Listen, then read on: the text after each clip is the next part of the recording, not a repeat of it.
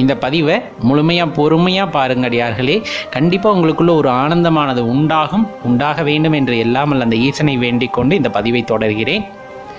கடவுள் அப்படிங்கிறவரை வழிபட்டாதான் எல்லாமே தருவாரா அப்படின்ட்டு ஒரு சாதாரணமான பேச்சு வழக்கு எப்போவுமே உண்டு. அதுலேயும் குறிப்பாக சொல்லப்போனால் சிவபெருமானை வழிபட்டா எல்லா நலனும் கிடைக்கும் அப்படிங்கிறீங்களே, அப்போ வழிபடாதவங்களுக்கு எதுவும் கிடைக்காதா அப்படின்ட்டு கேட்பவர்களும் உண்டு. நான் திரும்ப திரும்ப சொல்கிறது ஒன்று தான், சிவபெருமானை வழிபடணும் அப்படின்னு நீங்கள் நினைக்கிறதே அவரோட அருளால் தான். அவரோட அருள் இல்லைன்னா அந்த நினைப்பு கூட உங்கள் மனசில் வராது, நல்லா தெரிஞ்சுக்குங்க.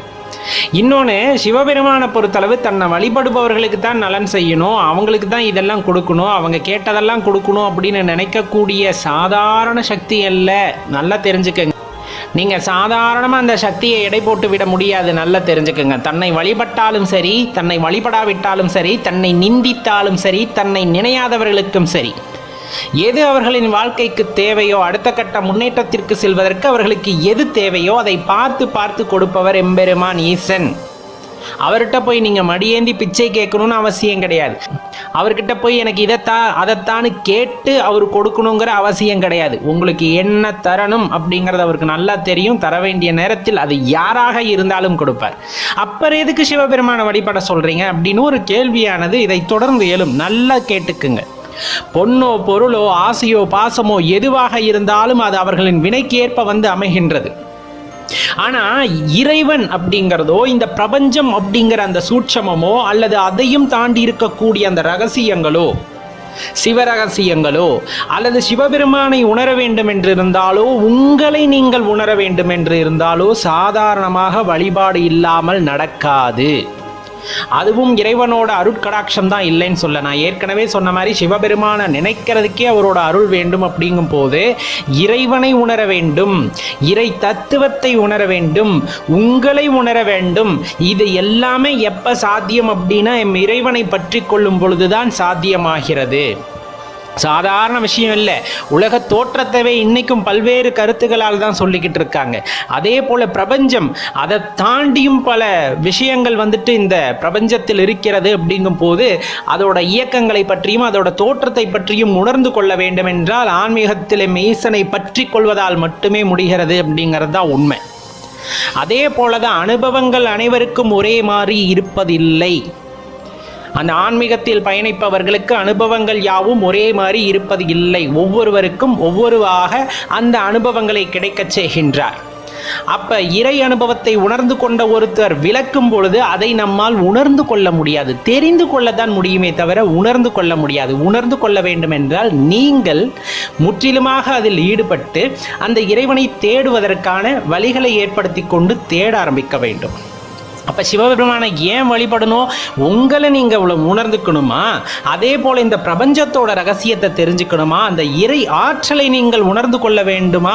அப்படிங்கிறதெல்லாம் உங்களுக்குள்ள ஒரு தேடுதலாக இருக்கிற பட்சத்தில் நீங்கள் சிவபெருமானை பற்றி கொண்டு ஆக வேண்டியது இருக்கிறது. அப்படி பற்றி கொள்ளும் பொழுது எல்லா ரகசியங்களும் தெரிய வரும் அப்படிங்கிறது ஞானிகளோட கூற்று. அப்போ நல்லா தெரிஞ்சுக்குங்க. கோவிலில் போய் நின்றுக்கிட்டு இறைவா எனக்கு அதை கொடு இதை கொடு அதெல்லாம் எதுவுமே கேட்க வேண்டாம். கோவில் அப்படிங்கிறதே அந்த எனர்ஜியை நீங்கள் ரிசீவ் பண்ணுறதுக்கான இடம். அது கோவிலில் மட்டும்தான் கிடைக்குமா? கிடையாது, உங்கள் வீட்லேயுமே கிடைக்கும்.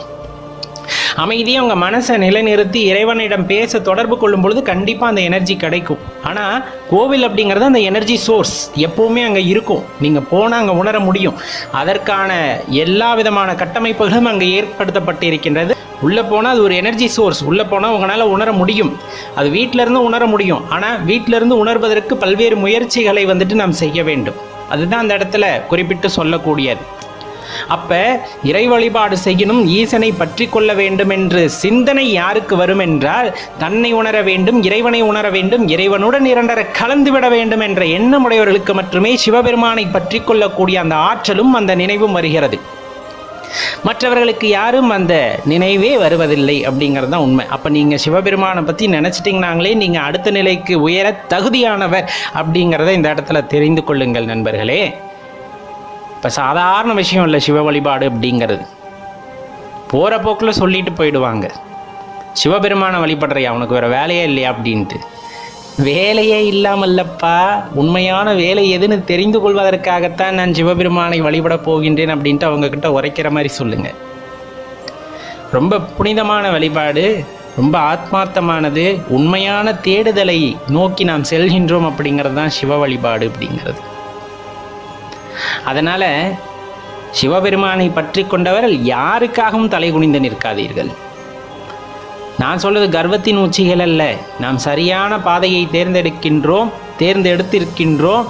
அதனால் நாம் போகின்ற வழி சரியானதாக இருக்கும். எம்பெருமானை தினம் தினம் நினைவில் வைத்து கொண்டிருந்தால் உங்களுக்கான வழியை ஏதோ ஒரு விதத்தில் காட்டுவார். இல்லை என்றால் அவரே இறங்கி வந்து உங்களுக்கு வழிகாட்டுவார். அதெல்லாம் எந்த மாற்று கருத்துமே இல்லை. உண்மையாக நம்பினவங்களை என்றைக்குமே இறைவன் கைவிட்டதில்லை. அவங்களுக்கான வழியை, தன்னை உணர்தலின் வழியை அவர்களுக்கு காட்டுகின்றார். நீங்களும் முயற்சி செய்து பாருங்கள். கட்டாயமாக அதில் ஒரு நல்ல முன்னேற்றம் உங்களுக்கு கிடைக்கும். தன்னை அறிதலின் நல்ல முன்னேற்றமானது உங்களுக்கு கிடைக்கும். அடுத்த நிலைக்கு நீங்கள் பயணிப்பீர்கள். அதற்கு இறைவனின் அனுகிரகம் உங்களுக்கு கிடைக்கும். அந்த இறையாற்றலின் அனுபவம் உங்களுக்கு கிடைக்கும். நன்றி, வணக்கம். நம்ம சேனலோட முந்தைய பதிவுகளை பார்க்குறதுக்கு கீழே வீடியோ டிஸ்கிரிப்ஷனில் அதற்கான லிங்க்கெல்லாம் கொடுத்துருக்கோம், போய் பார்த்து மகிழுங்கள். இந்த தொகுப்பில் நம்ம பார்க்க இருக்கிறது, சிவனை நினைக்காமல் உங்களால் 1 மணி நேரமாவது இருக்க முடியுமா? 1 மணி நேரம் அதிகம் இல்லையா? சிவபக்தர்களுக்கும் சிவனடியார்களுக்கும் அது ரொம்ப பெரிய நேரம். சொல்லப்போனால் 1 நிமிஷம் உங்களால் மறந்துருக்க முடியுமானா கட்டாயமாக முடியாது அப்படிங்கிறது தான் நம்மளோட அங்கே பதிலாக இருக்கும். அப்புறம் எப்படி சிவனை பற்றி நினைக்காமையே சில பேர் இருக்கிறாங்க அப்படின்னு நினச்சா ரொம்பவே ஏமாற்றமாக இருக்குது. அவங்களுக்கு அந்த உண்மையே தெரியல. அப்படிங்கும் போது இறைவன் அவர்களுக்கான அந்த கொடுப்பனையை கொடுக்காமல் விட்டு விட்டாரோ அப்படிங்கிறது நமக்கு ரொம்ப எளிதில் தெரிகிறது. பெரும்பாலும் நமக்கு நல்லா தெரியும், சிவனை தெரிந்து கொள்ள வேண்டும் என்று நினைத்தாலோ அல்லது சிவனை அறிந்து கொண்டாலோ உணர்ந்து கொண்டாலோ அவங்க அந்த பேரின்பத்தை பெற்றவர்களாகவே காணப்படுவார்கள். எப்போ பார்த்தாலும் அந்த முகமலர்ச்சி இருக்கும். அவங்க முகத்தை பார்த்தா சிவனை பார்க்க தேவையில்லை. ஏன்னா ரெண்டுமே ஒன்று தான். அவங்க முகம் மலர்ந்திருக்கிறத பார்த்தா சிவபெருமானை பார்த்த மாதிரியே இருக்கும். அப்படி ஒரு பேரின்பம் பெற்றவர்களாக அவங்க எப்போவுமே அந்த சிரித்த முகத்துடன், அன்பு பொங்குகின்ற அந்த முகத்துடனே காட்சி அளிப்பார்கள். மகிழ்ச்சிக்கு எப்போவுமே குறைவு இருக்காது. அவங்கள போய் நம்ம எவ்வளோ கோபப்படுத்தினாலும் என்ன சிவா அப்படின்ட்டு அந்த மகிழ்ச்சியாக தான் பதில் சொல்லுவாங்களே தவிர அவங்க எப்போவுமே கோபத்திற்கு அடிமையானவர்களாக இருக்கவே மாட்டார்கள்.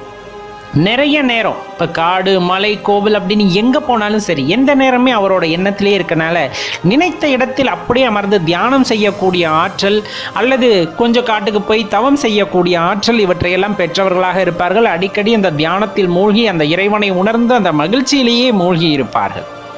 ரொம்ப முக்கியம், அடியார்கள் எல்லாம் ஒன்றா சேர்ந்து இறைவனோட பெருமையை பேசி, ஒருத்தர் பேச மற்றவர்கள் கேட்டு, அல்லது அனைவரும் சேர்ந்து மகிழ்ந்து ஆடி கொண்டாடி இறைவனையே நினைத்து உருகி கொண்டு இருப்பார்கள்.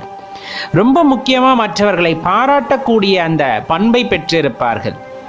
ரொம்ப முக்கியம். அதுதான் இன்றைக்கி அந்த பாராட்டு அப்படிங்கிற ஒரு விஷயமே இல்லாமல் போயிடுச்சு இல்லையா? ஆனால் சிவபக்தர்கள்ட்டும் சிவனடியார்கள்கிட்டும் அந்த பாராட்டக்கூடிய அந்த பண்பு அப்படிங்கிறது இருக்கும். இறைவனை மெச்சி பேசக்கூடிய அந்த தன்மை அப்படிங்கிறது இருக்கும். ஏன்னா எல்லையற்றவர் அப்படின்னு தெரிஞ்ச பின்னாடி அவரை நான் எப்படி ஒப்புமை சொல்ல முடியுமா? அவரை யாரு கூடயும் ஒப்புமை பண்ண முடியாது, எந்த ஆற்றலோடும் ஒப்புமை செய்ய முடியாது. அப்படிங்கும் போது அது ஒரு அந்த பெரிய அனுபவம். அதை வார்த்தைகளில் நம்மளால் சொல்லிட முடியுமானா கட்டாயமாக சொல்ல முடியாதுங்க. அதை வார்த்தைகளால் யாருனாலையும் சொல்ல முடியாது. அவ்வளவு ஒரு சிறந்த உணர்வோடு கூடிய உணர்ச்சி அது. அதை உணர்ந்து கொள்ளத்தான் முடியும். அது சிவனடியார்களாலும் சிவபக்தர்களாலும் தான் அது முடியுமே தவிர மற்றவர்கள், சிவமந்திரத்தை சொல்லாதவர்கள், சிவனை நினையாதவர்களுக்கு அது பெரும்பாலும் கை வருவதில்லை அப்படிங்கிறது நமக்கு நல்லாவே தெரியும். இப்போ சில நேரத்தில் பார்த்தீங்கன்னா தனியாக போய் அமர்ந்துக்கிட்டு சிவனோட மந்திரத்தை மட்டுமே சொல்லிக்கிட்டு சிவனை நினச்சிக்கிட்டு அப்படியே அவர் கூட பேசிக்கிட்டு அப்படியே அந்த காலங்கள் இனிமையாக கழித்து கொண்டு இருக்க முடியும். அப்படின்னா சிவனோட நினைவு இருந்தால் அது சாத்தியம். சிவம் அப்படிங்கிற அந்த பேராற்றலை, அந்த பேரானந்தத்தை உணர்ந்தவர்களுக்கு அது சாத்தியம் அப்படிங்கிறத மட்டும் இந்த இடத்துல நல்லா தெரிஞ்சுக்கணும். இன்னும் சொல்லப்போனால் சில பேர் அவரோட மந்திரம் மட்டும்தான் அவங்களுக்கு தெரியும், வேற எதுவுமே தெரியாது. எப்போ பார்த்தாலும் சிவா சிவா சிவா சிவான்ட்டு அந்த உடம்பு, உயிர், உள்ள இருக்கின்ற நாடி, நரம்பு எல்லாத்துலேயும் பார்த்தா அந்த பெயர் ஊறி போய் கிடைக்கும்.